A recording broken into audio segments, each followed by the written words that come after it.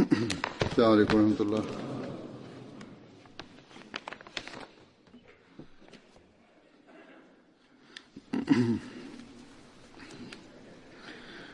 أشهد أن لا إله إلا الله وحده لا شريك له وأشهد أن محمدا عبده ورسوله أما بعد فأعوذ بالله من الشيطان الرجيم بسم الله الرحمن الرحيم الحمد لله رب العالمين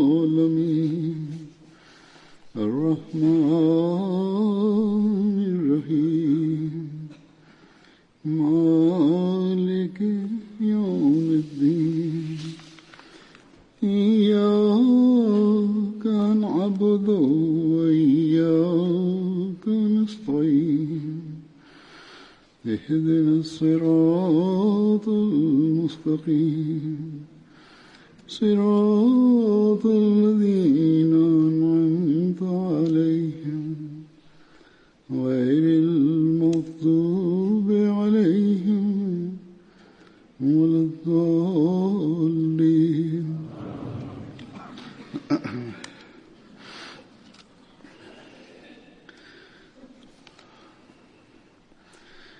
Sahaba ke zikr mein Bismillahirrahmanirrahim. Huzur, sahabelerden bahsediyorduk. Şimdi iki sahabeden daha bahsedeceğim. Bunlardan bir tanesi Ebu Hüseyin Malik bin Rabia.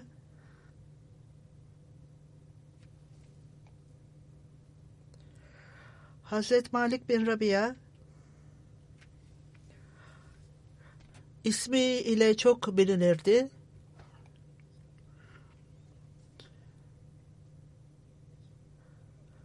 Hazreç kabilesinden Beni Usada'nın bir bölümüydü. Hazret Malik bin Rabia kısa bir kişiydi. Boyu kısaydı ve sakalları aklaşmıştı ve saçı çok kalındı. Yaşlandığında görmüyordu. Hazreti Muaviye zamanında 7. yılda vefat etti. Bedir Savaşı'nda Ensarlar arasındaydı. O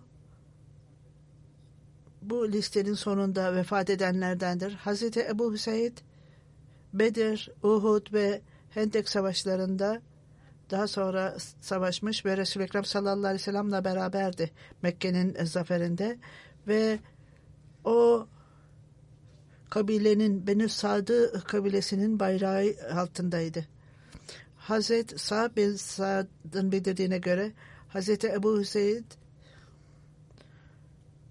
radıyallahu anhu Resul-i Ekrem sallallahu aleyhi ve sellem'i kendi evliliğine çağırdı. O gün hanımı Resul-i Ekrem sallallahu aleyhi ve sellem'e hizmet ediyordu ve o gelin olarak ona hizmet ediyordu. Ve bu düğün çok sadeydi ve o yemek pişirip Resul-i Ekrem sallallahu aleyhi ve sellem'e sunuyordu. Ebu Sa'd biliyor musunuz dedi. Resul-i Ekrem sallallahu aleyhi ve sellem'e ne verdi yemek olarak? O hurmayı gece suya koydu ve o sudan şurup yaptı. Sonra Resul-i Ekrem sallallahu aleyhi ve sellem'e yemekten sonra verdi. Bir savaş esiri geldi ve orada bir kadının ağladığını gördü ve Resul-i Ekrem sallallahu aleyhi ve sellem'e ne oldu? Niçin ağlıyorsun dedi. O benim oğlumu benden ayırdılar. Bu benimle oğlum arasındadır.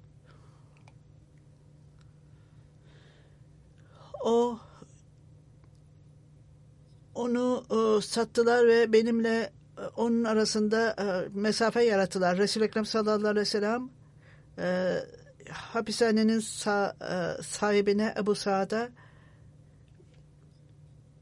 her ikisi arasında, çocukla kadın arasında ayrıcalık mı yarattın dedi. O yürüyemiyordu dedi ve onu da, bu hanım da onu taşıyamıyordu dedi. Onun için ben onu sattım, o çocuğu. Kabileye sattım. Resul-i Ekrem sallallahu aleyhi ve sellem git o çocuğu getir dedi. Hazreti Ebu Hüseyin gitti ve onu geriye getirdi ve o annesine verdi çocuğu.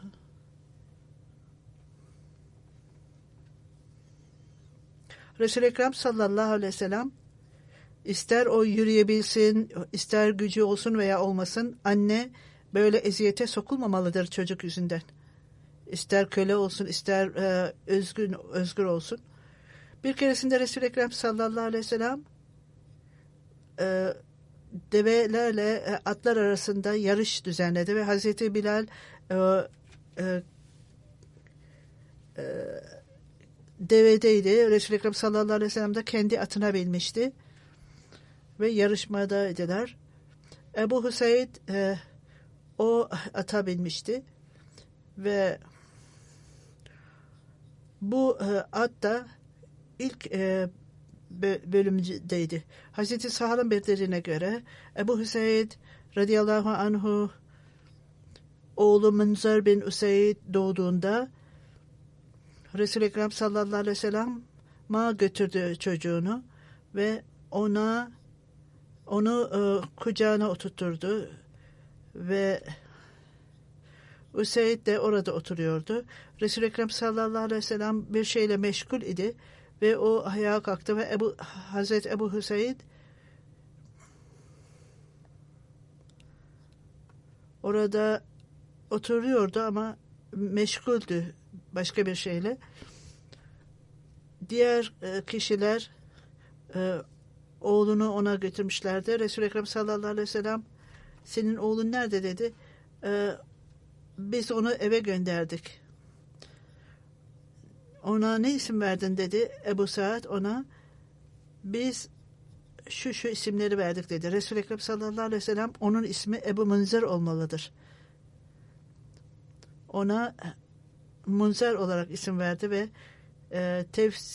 müfessirler Resul-i Ekrem sallallahu aleyhi ve sellem niçin bu ismi ona verdiğini açıkladı ve Ebu Zeyd'in kuzeni Ebu Münzer idi. O Boramona Savaşı'nda şehit olmuştu. Onun için bu isim ona verilmişti ve böylece o amcasının varisi olsun. Hazreti Süleyman bin Vasır'ın bildirdiğine göre Hazreti Osman'ın şehit olmasından önce Hazreti Useyd gözlerini kaybetmişti. Orada gözlerinde bir hastalık vardı ve şöyle diyordu. Allah-u Teala'nın lütfudur bu. O Resul-i Ekrem sallallahu aleyhi ve sellem zamanında bana görmemiz sağladı. Allah-u Teala'ya şükretmekteyim. Bütün nimetleri gördüm. Fakat Allah-u Teala insanları sınava soktuğunda, onlar kötü durumda olduklarında Allah-u Teala benim gözlerimi kör etti ve böylece bu kötü durumları görmeyeyim. Hazreti Osman bin Ubadullah o Sa'd bin Vakas'ın kölesiydi. O şöyle diyor. Ben Ebu Hureyre, Ebu Katada ve Ebu Hüseyin sahabe ile beraber hepsini onları gördüm. Bu insanların hepsi bizlerle beraber gelirdi ve bizler bir eğitim yapılan odada oturuyorduk ve biz orada güzel kokular, zafran ve diğer güzel kokuları duyardık. Mervan bin el-Hakim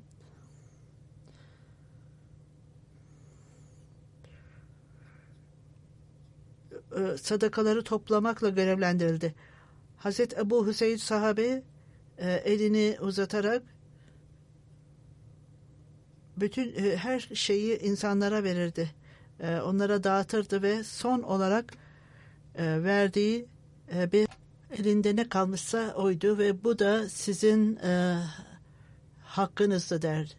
Hazreti Useyd bir keresinde dağıtmaktaydı savaş mallarını. ve bütün her şeyi dağıttı ve sonra gitti. Gece uyuduğunda rüyasında bir yılan geldi ve onun boynunu sardı ve ayağa kalkınca sordu, acaba belki bir hanımına sordu. Savaş mallarından geri kalan ve dağıtmadığımız bir şey var mı diye sordu. Hayır dedi. Hazreti Ebu Hüseyin, o zaman niçin ben bu rüyayı gördüm? Yılan benim boynuma sarılmıştı.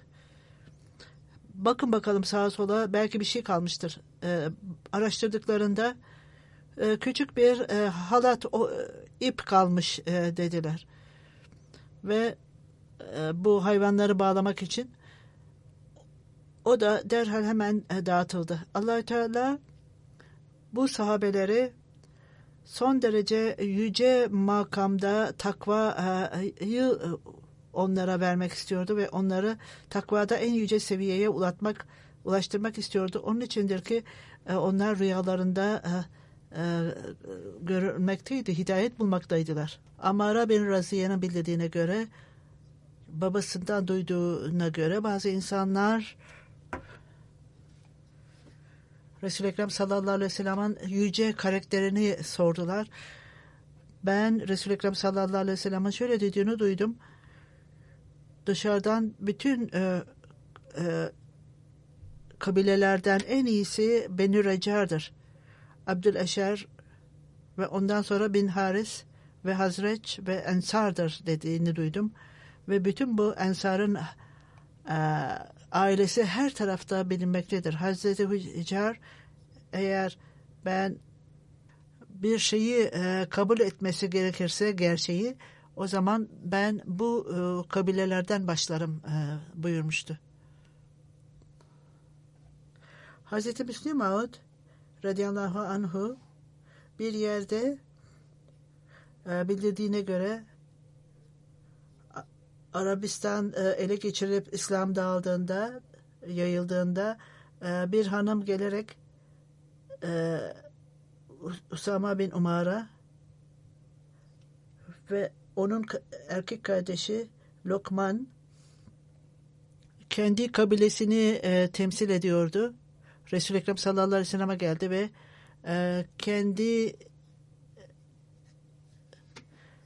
Resul-i Ekrem sallallahu aleyhi ve sellem'e kendi kız kardeşi ile evlenmesini rica etti direkt olarak ve benim kız kardeşim birisiyle evlenmişti. Şimdi dul kaldı ve çok güzel hanım ve kabiliyetli bir hanım. Lütfen onunla evlenin dedi. Resul-i Ekrem sallallahu aleyhi ve sellem bütün Arap kabilelerinde birliği istediği için bunu kabul etmişti ve nikah küçük bir altınla ilan edildi ve biz zengin insanlarız. Bu mehir çok küçük bir mehirdir dediler. Ve o Resul-i Ekrem sallallahu aleyhi ve sellem, ben bundan daha fazla hiçbir mehir vermedim. Sonra kabul edildi ve nikah duyurusu yapıldı. Ve Resul-i Ekrem sallallahu aleyhi ve sellem'e lütfen birisini gönderin de böylece hanımınızı alın. Resul-i Ekrem sallallahu aleyhi ve sellem Ebu Hüseyin'i gönderdi ve bu amaç için ve oraya gitti. Jonia'ya gitti ve onu evine çağırdı. Hazreti Üseyd, Resul-i Ekrem sallallahu aleyhi ve sellem tesettür vardı.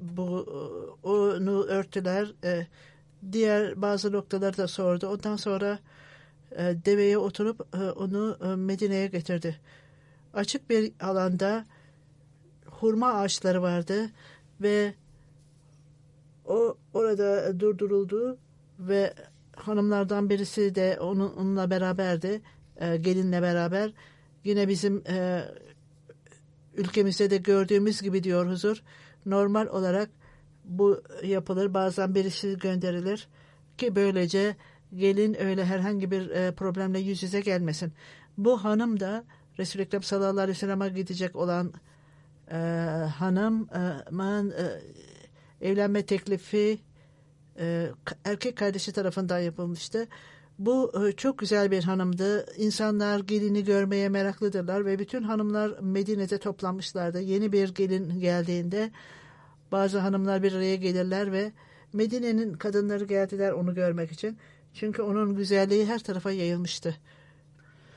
Bu ifadeye göre bazı kişiler ona bir şey öğrendiler. Daha ilk geceden, ilk günden ona otoritenizi gösterin dediler. Resul-i Ekrem sallallahu aleyhi ve sellem'i gördüğünde ben senden Allah-u Teala'ya sığınırım dediler ona.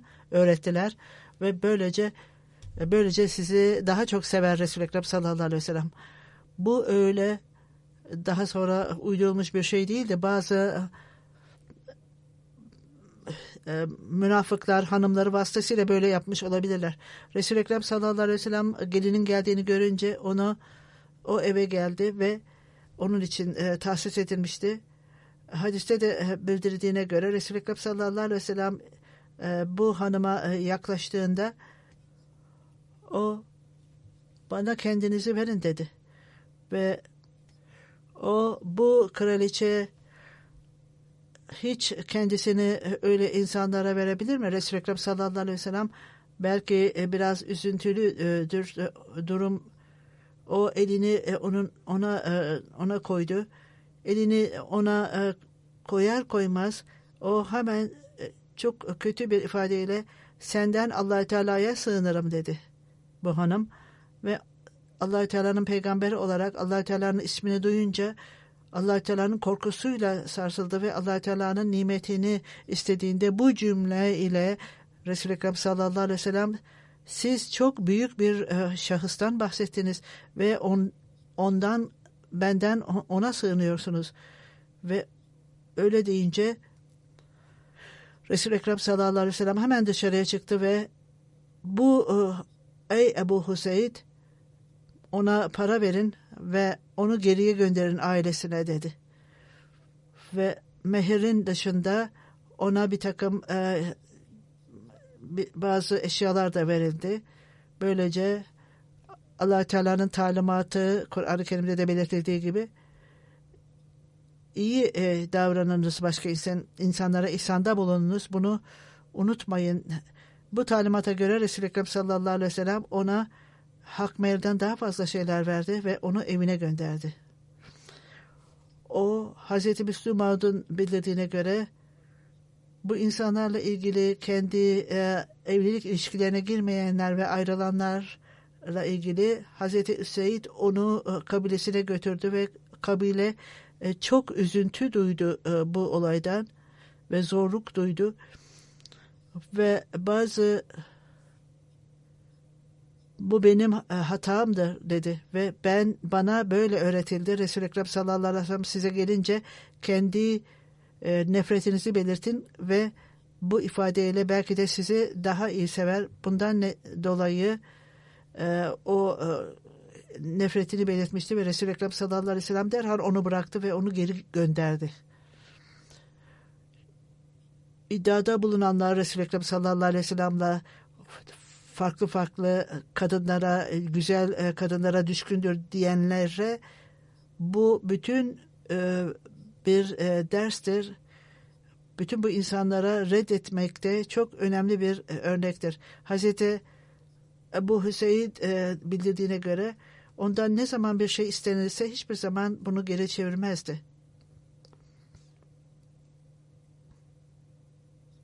İkinci olarak sahabelerden ikincisi Hazreti Abdullah bin Esed.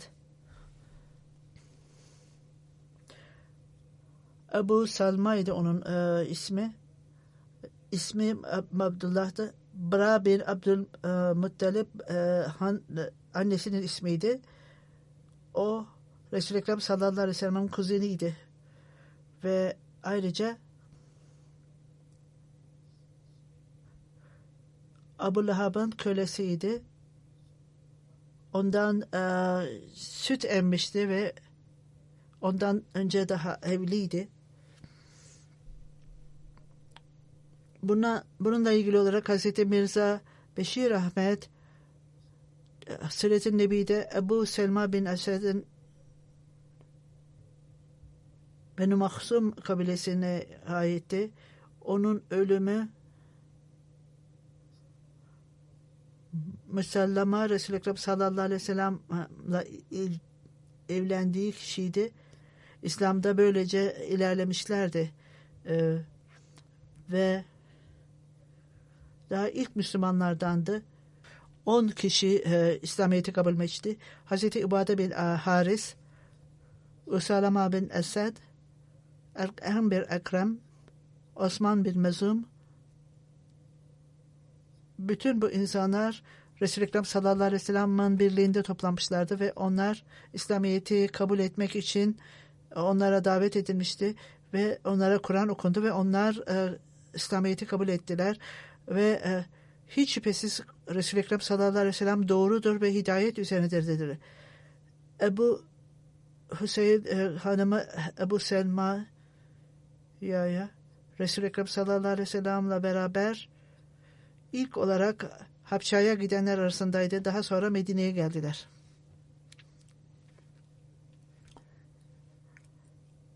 Hicretiyle ilgili olarak Habşa'ya hicretiyle ilgili olarak Siret-i Nebi'inde Müslümanların güçlükleri arttığında, Kureyşliler tarafından zulümler arttığında Resul-i Ekrem sallallahu aleyhi ve sellem Müslümanlara onlar Habşa'ya hicret etmelerini istedi ve Habşa'nın kralı son derece adaletli ve nazik kişiydi ve hiç kimseye adaletsizlik yapmazdı.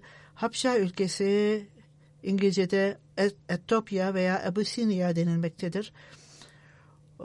Afrika'nın kuzeyinde ve tam Arabistan'ın karşısında Kızıl Deniz aralarında Kızıldeniz bulunmaktadır. O zaman da çok güçlü bir hükümet vardı Abyssinia'da. Nacaşi onların idarecisi. O günlerde bile bu isim kullanılır. Habşa'da ticaret ilişkileri vardı ve o günlerde Hz. Mirza Beşir Ahmet'in bildirdiğine göre bahsettiğimiz durumlarda başşehir Aksum'du. Şimdiki Ecva şehrine yakındır. Bu kutsal bir şehir olarak kabul edilir ve çok büyük bir gücün merkezidir. Necaşi'nin ismi Asama'ydı. Onun çok zeki ve güçlü bir kraldır demekti. Müslümanların güçlüğü arttığında Resul-i Ekrem sallallahu aleyhi ve sellem onlara gidebilen Habşa'ya gitsin dedi.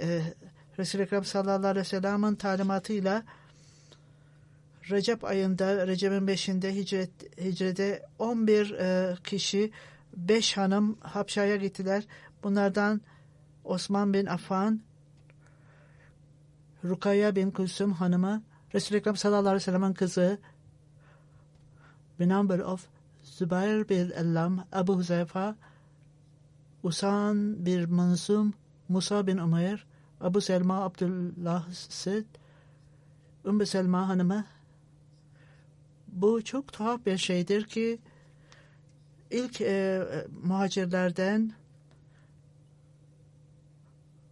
Kureyş kabilesine ait olanlar zayıf insanlar çok korkardı. Güçlü kabilelere ait olanlar onlar bile Kureyş'in eziyetinden korkmazlardı. Zayıf insanlar köleler gibi öyle durumlardaydılar. O zaman hicret edemezlerdi. Bu hicret edenler kuzeye doğru gittiklerinde Şuaba'ya ulaştıklarında bu bir limandı Arabistan'da o zaman da. Bu Allah-u Teala'nın lütfu geldiğinde orada bir gemi vardı Habşa'ya gitmek üzere. Bütün insanlar o gemiye bindiler. Kureyş-i Makka bunu öğrendiklerinde hemen onların peşine düştüler. Fakat bu insanlar onları ellerinden kaçırmışlardı ve gemi yolculuğuna başlamışlardı ve onlar eli boş döndüler.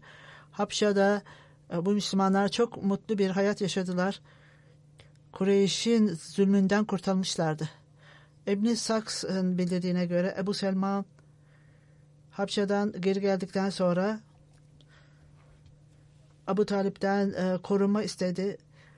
benim aksımdan bazı insanlar Ebu Talib'e geldiler. Siz kuzeninize koruma verdiniz. Resul-i Ekrem sallallahu aleyhi ve sellem sizin korumunuzdandır. Niçin Ebu Selma'ya da veriyorsunuz korumacılık? Ebu Talib o istedi ve benden bunu istedi ve o zaten benim kuzenimdir dedi. Eğer ben Resul-i Ekrem sallallahu aleyhi ve sellem'e korumacılık vermişsem ona da veririm dedi. Ondan sonra daima Ebu Talib'e gidersin ve birçok şeyler söylersiniz. Ya bunu durdurun, aksi halde Allah-u Teala yemin ederiz ki ona her şeyde onunla beraber olacağız. Bu insanlar Ebu Lehab'a bunu söylediler. Ey Utba, sizin hoşlanmadığınız şeyi biz de bundan hoşlanmıyoruz.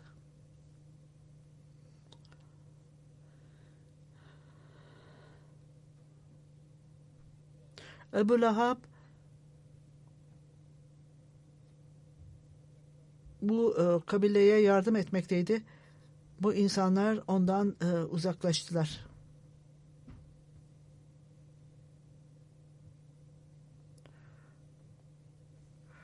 Onlar Ebu Selma ile ilgili olarak hiçbir şey söylemediler. Ebu Talip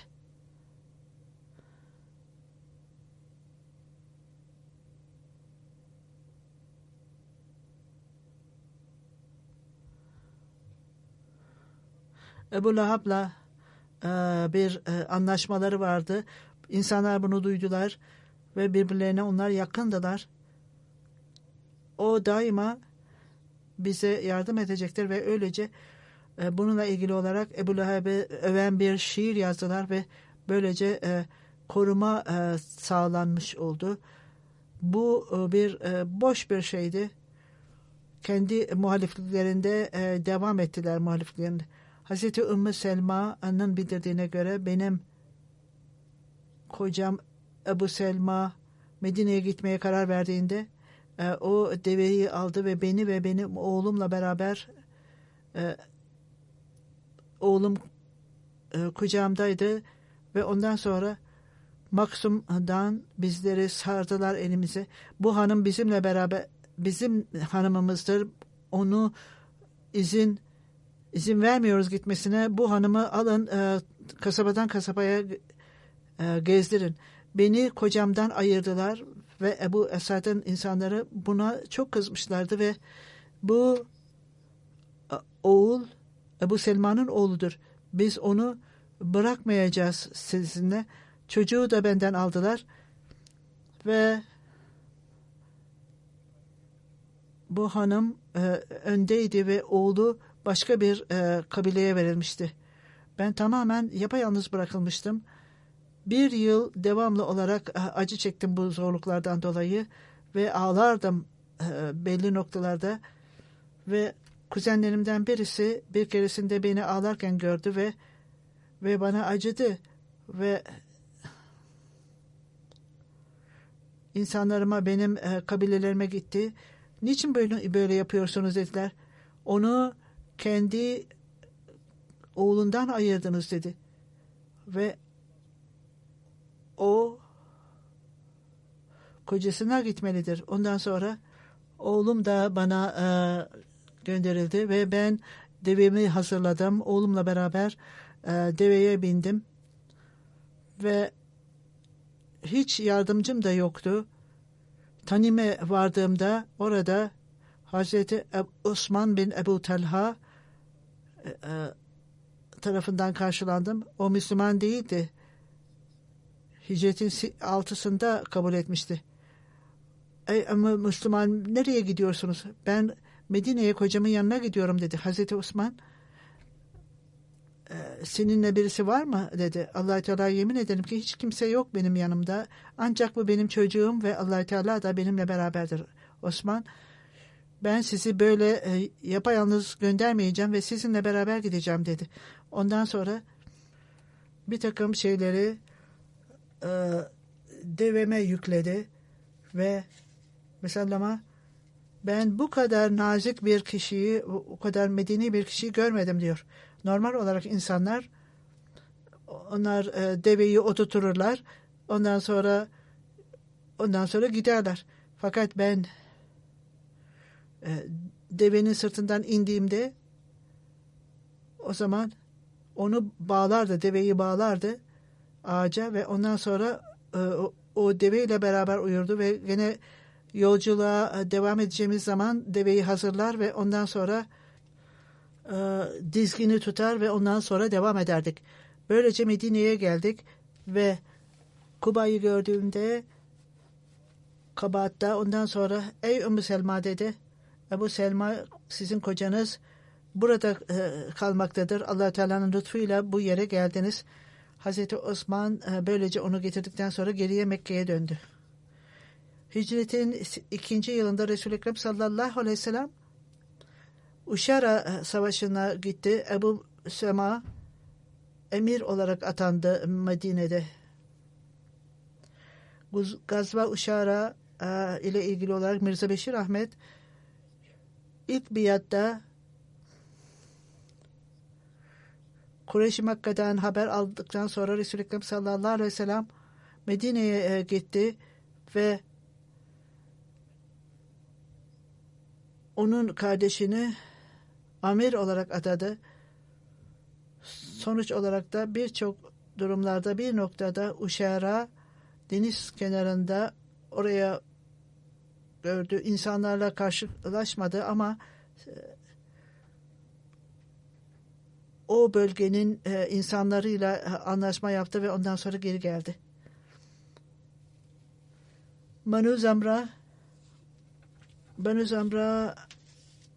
ile Müslümanların iyi ilişkileri vardı. Onlar herhangi bir Müslümanlara karşı muhaliflere yardım etmiyordu. Resul-i Ekrem sallallahu aleyhi ve sellem onlardan yardım istedi. Hemen geldiler. Diğer tarafta Resul-i Ekrem sallallahu aleyhi ve sellem Müslümanlara söz verdi ki Müslümanlar iyi ilişkileri olacaktır. Onların ne zaman ihtiyacı varsa yardım edilecektir. Bu yazıldı ve her iki parti de bunları imzaladı.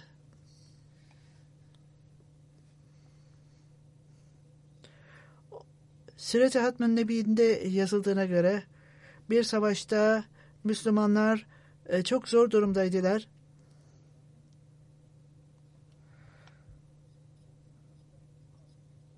Uhud'dan sonra çok zaman geçmemişti. Daha sonra Resul-i Ekrem sallallahu aleyhi ve sellem'in sahabeleri yaraları iyileşti. Hicretin 4. yılında ansızın Resul-i Ekrem sallallahu aleyhi ve sellem haber aldı ki Asad kabilesi lideri o bölgenin insanlarını Müslümanlarla ve Resul-i Ekrem sallallahu aleyhi ve sellem'e savaşmak için kışkırtıyordu.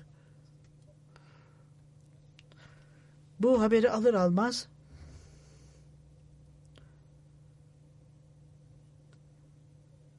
o ülkenin durumunu anlamaktaydı bu durumdan dolayı. O hemen bir ordu hazırladı. Ebu Selma emir olarak atandı ve ona sıkı sıkıya oraya gidin ve onlara saldırın. Düşmanlar bir şey yapmadan önce saldırın dedi. Ebu Selma çok çabucak ve sessizce oraya gitti ve belli noktalara gittiler ve Benu Ased'in insanlarıyla karşılaştılar ve o insanları buldular fakat hiçbir savaş yoktu. Benu Ased ve insanları Müslümanları gördüğünde geri çekildiler ve birkaç gün sonra Ebu Selma geri geldi Medine'ye ve işte bu yaralanma Uhud'da savaştığı zaman yarası iyileşmişti. Yeniden kötüleşmeye başladı ve kötüden daha da kötü hale düştü. Bu sahabeler, çok bağlı olan sahabeler Resul-i Ekrem sallallahu aleyhi ve sellem'le çok yakınlıkları vardı ve böylece vefat etti. Ona banyo verildi. Aliya döneminde yerinde. El-Labidi o yeri ismi Resul-i Ekrem sallallahu aleyhi ve sellem El-Yasire'ye değiştirdi ismini. Ebu Selma Medine'de defnedildi. Hazreti Ebu Selma öldüğünde Resul-i Ekrem sallallahu aleyhi ve sellem onun açık olan gözlerini kapattı ve ölümünden sonra dua etti. Ey Allah'ım, Ebu Selma'yı affeyle ve onun makamını takva sahibi insanlar arasına yükselt ve arkasında bıraktıkları kişilere onun varisleri ve bütün insanları affeyle. Bir söylentiye göre Ebu Selma'nın ölümü geldiğinde ey Allah'ım dedi, benim ailemden en iyi kişi benim varisim olsun dedi ve bu kabul edildi ve Resul-i Ekrem sallallahu aleyhi ve sellem Ebu Selma ile evlendi. Ebu Selma huzur onun evine geldiğinde şöyle dedi,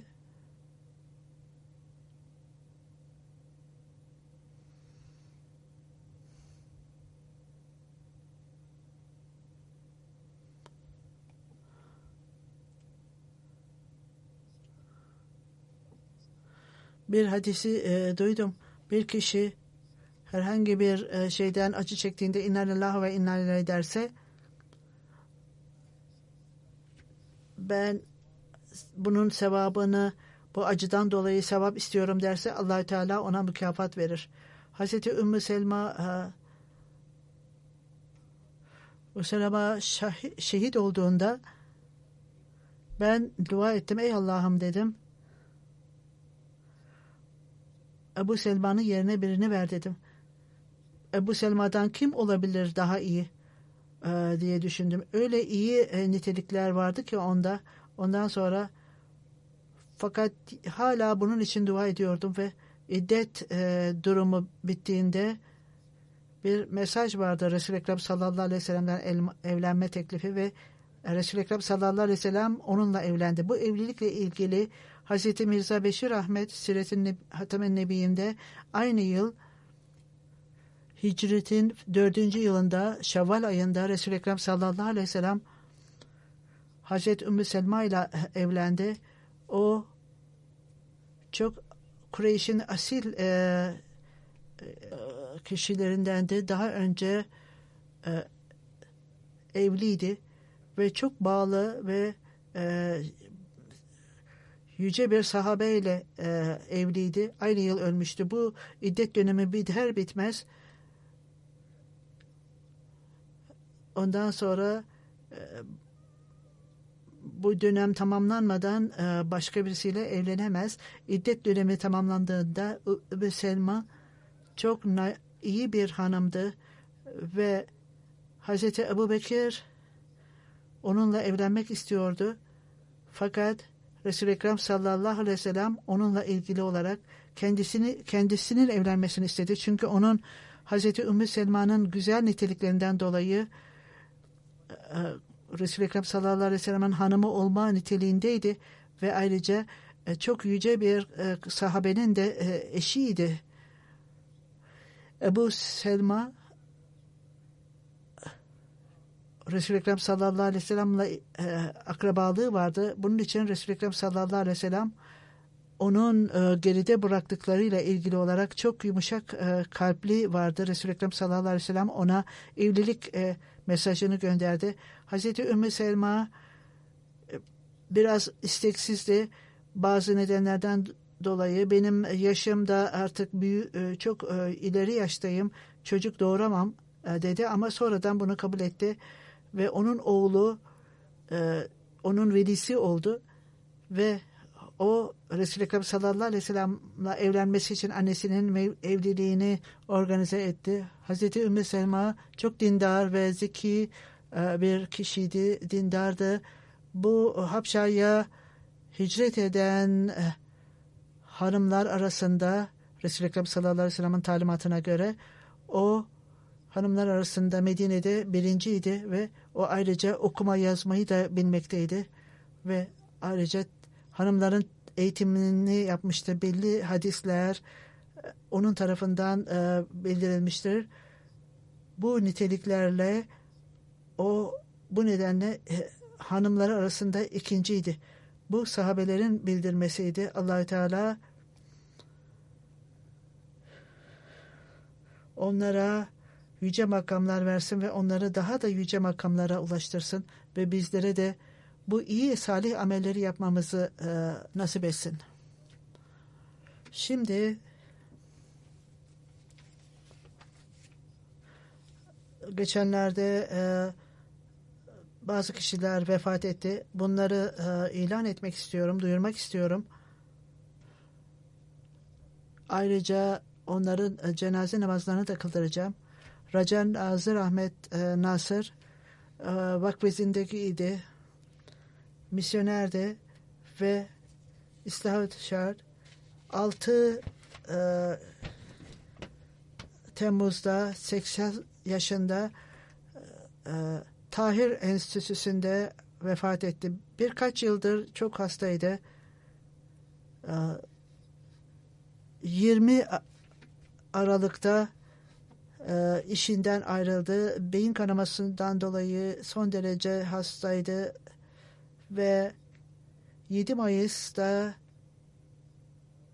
Sargoda'da doğmuştu. İlkokuldan sonra eğitim departmanında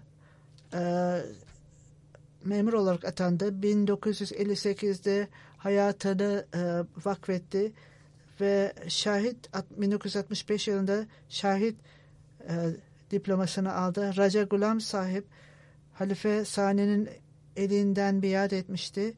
Onunla birlikte annesi ve babası da biat ettiler.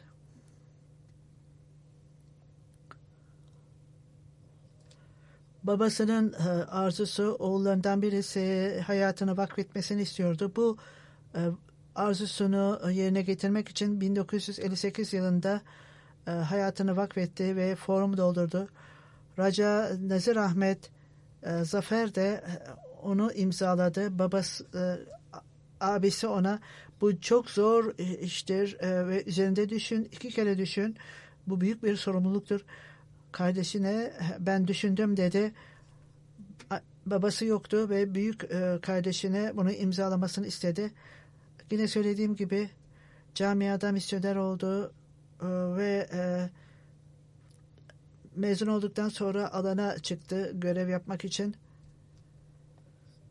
47 yıl mürebbi olarak çalıştı. Pakistan'da belli yerlerde mürebbi olarak çalıştı ve Bangladeş'te, Kuzey Pakistan'da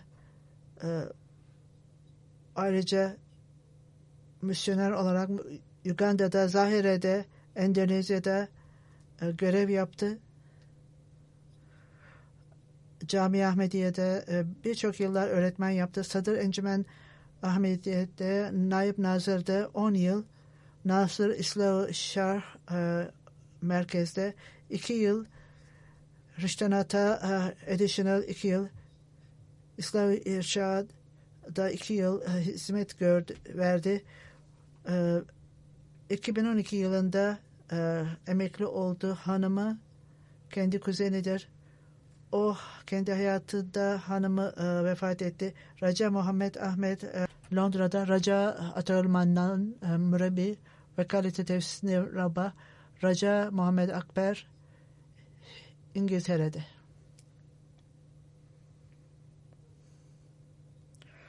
Son derece Allah Teala'ya güvenen bir kişiydi. Dua ile doluydu. Kişiliği dualarla doluydu. Oğlu yazıyor. Bangladeş'teyken bir yangın çıktı. Ahmedi eve yangın yaklaşmaya başladı. O dua etti. Vadiden Mesih Sallallahu Aleyhi ve Sellem, bu ateş bizim kölemizin de kölemizdir. Allah Teala onları korudu. Bu alev o kadar yaklaştı ki Ahmedi evlerin hiçbiri yanmadı.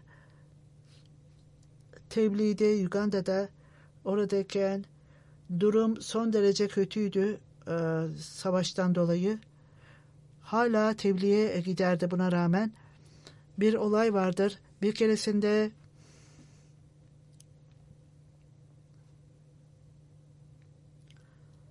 sabahleyin gider, ondan sonra akşam dönerdi. Oraya gidecek, kalacak bir yeri yoktur. Cemaat-i İslami'den bir kişi geldi. ve onun Mevlevi tebliğ cemaatten olduğunu zannetti. Benim bir arabam var dedi. Onu satın al dedi.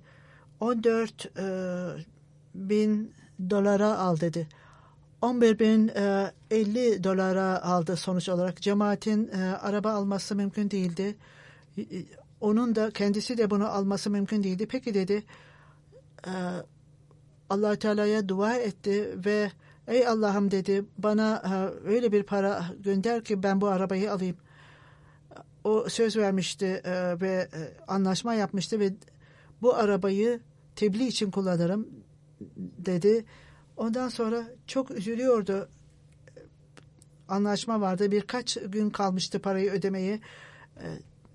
Mektubu açınca bir mektup geldi. Mektubu açınca kendi kayınbiraderlerinden birisi şöyle yazıyordu. Ben rüyamda sizin paraya ihtiyacınız olduğunu duydum. 11.500, ben o parayı gönderiyorum. Ayrıca bir çek de ilave etmişti. Daha birçok olaylar vardır bunun gibi tebliğ alanında. Kur'an-ı Kerim okumayı çok severdi ve o Kur'an-ı Kerim'i karada, denizde, havada okunmalıdır diyordu ve tamamlanmalıdır diyordu. Havada o kadar yolculuk uzun tutmuyor fakat mümkün olduğu kadar okurdu Kur'an-ı Kerim'i. Kendi oğlu Vakaleti Tesnif'te Raca Abdülmanan, Atalmanan, o da vakfizindeki şöyle diyor. Babam bize iki tavsiyede bulundu. Şirk yapmayın ve daima Ahmediye hilafetine bağlı kalın demişti. Ve o kendisi de daima onun hayatının merkezi buydu. Anneye saygı, onun kız kardeşi şöyle diyor. Benim annem öylesine itaatkardı ki anne bir şey söylediği zaman annem onu her şeyi dinlerdi. Sanki ilk kez söylemiş gibi, bunu daha önce söyledin hiçbir zaman demezdi. Gelini, bu vakfizindekinin hanımı 18 yıldan beri diyor bu evde özellikle benim kayınvalidem ve kayınpederimle ilgili sadece sevgiden başka bir şey almadım. Eğer gelinler, kızlar kayınvalidenin ve kayınpederlerin evinde iyi muamele gördüklerinde onlar kendi evlerini unuturlar. Her neyse onlar çok iyi muamele ederlerdi gelinlerine ve şöyle diyor, Allah Teala'yı sever, Resul-i Ekrem sallallahu aleyhi ve sellem'i, Kur'an-ı Kerim'i severim ve son derece hilafet sevgisi vardı ve son derece zeki ve son derece bilgili olarak gördüm onu. Onun niteliklerinden birisi her ay bir Kur'an-ı Kerim'in tümünü tamamlardı okumayı. Akrabaları da biz onu daima Allah Teala onun için ne zaman ihtiyacı varsa ona verirdi. Ona olan muamelesi son derece farklıydı. Çok başarılı bir mürebbiydi. Hilafetle ilgili muamelesi son derece örnektir. Onun ilişkisi sanki bir nabız ile kalbin beraberce çalışması gibiydi. Halife Rabi Rahimullah beni Nazır-ı Âlâ olarak tayin ettiğinde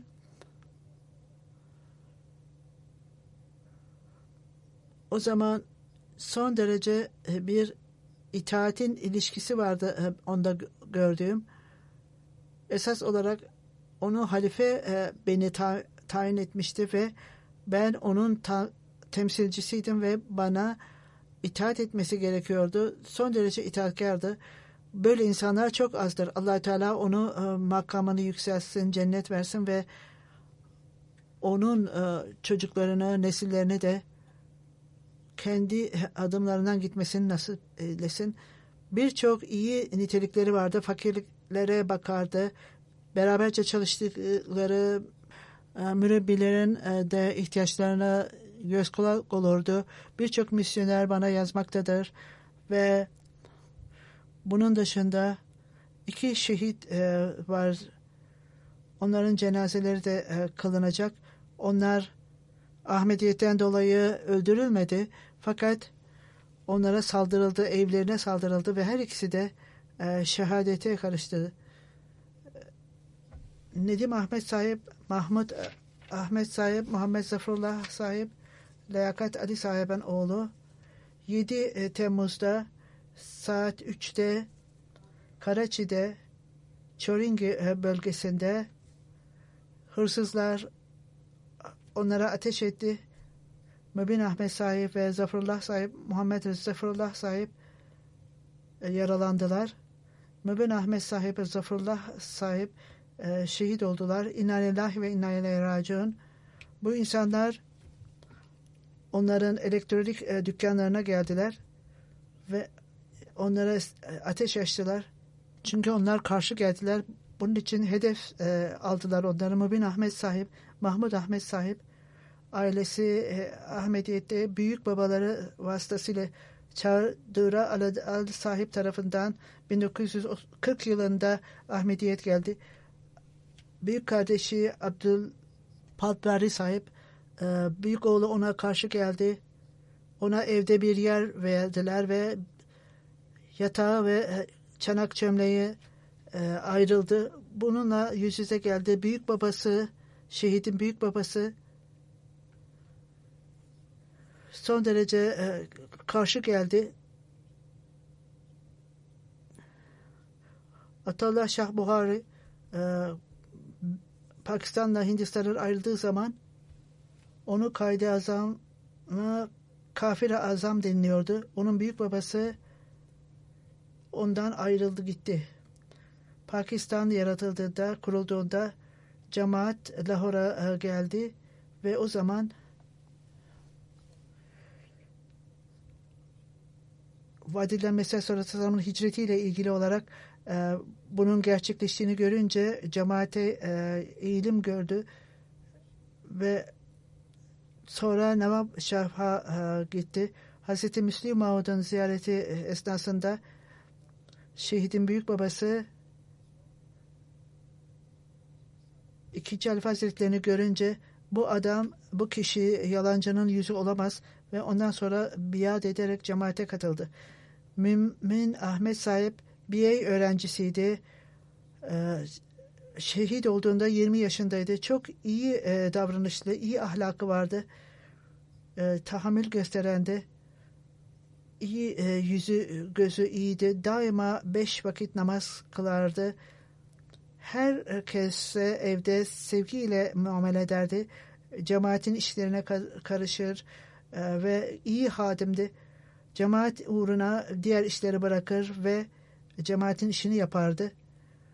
Vasiyet yapmıştı ve şimdi onun vasiyeti kabul edilecektir. Formu dolduruldu. Çok arkadaşça, dostçaydı yerel bölgede. Her kişiyle iyiydi ve daima onu övmekteydiler herkes. Mübin Ahmet sahip, Muhammed Zaferullah onlarla kuzendir ve kendi arkada Hamtul Besil sahip, Mubina Mahmud 23 yaşında, Kinza Mahmud 16 ve erkek kardeşi Emin Ahmet arkada bıraktıkları 13 yaşında. İkincisi Mahmud Zaferullah sahip, Liyakat Ali sahibin oğlu. O 3 kurşun ona isabet etti ve çok ciddi olarak yaralandı. Hastaneye götürüldü, ameliyat edildi. Daha sonra tekrar kötüleşti ve ikinci kez ameliyat yapmaya karar verildi.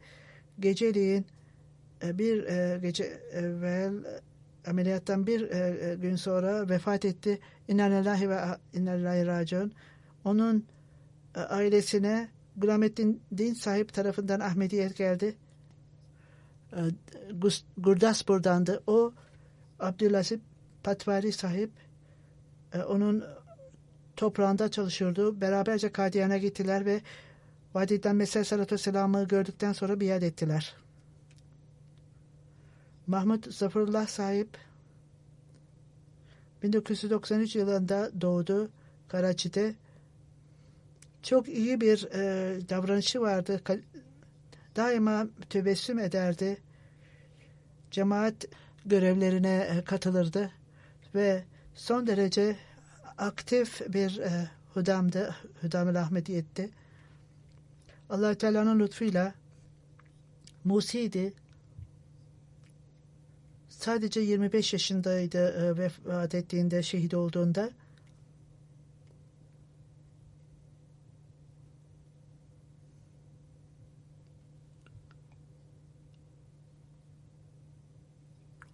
Arkasında babası Liyakat Ali sahip, Nasra Begum annesi, 5 erkek kardeşi, Mansur Ahmet 33, Mustansar Ahmet 28, Şehzat Ahmet 27, Mahmud Zaferullah 24 yaşında. Bu olayda Abdülresulullah sahip yaralandı ve ameliyat edildi. Onun tedavisi hastanede devam ediyor. Allah Teala ona acilen şifalar versin. Vefat edenlere de Allah Teala makamlarını yükselsin ve onlara, ailelerine sabır versin. Amin.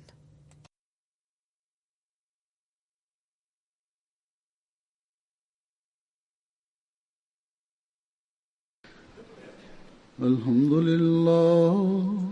الحمد لله نحمده ونستعينه ونستغفره ونؤمن به ونتوكل عليه ونعوذ بالله من شرور أنفسنا ومن سيئات أعمالنا من يهده الله فلا مضل له ومن يضلل فلا هادي له ونشهد أن لا إله إلا الله ونشهد أن محمدا عبده ورسوله عباد الله رحمكم الله إن الله يأمر بالعدل والإحسان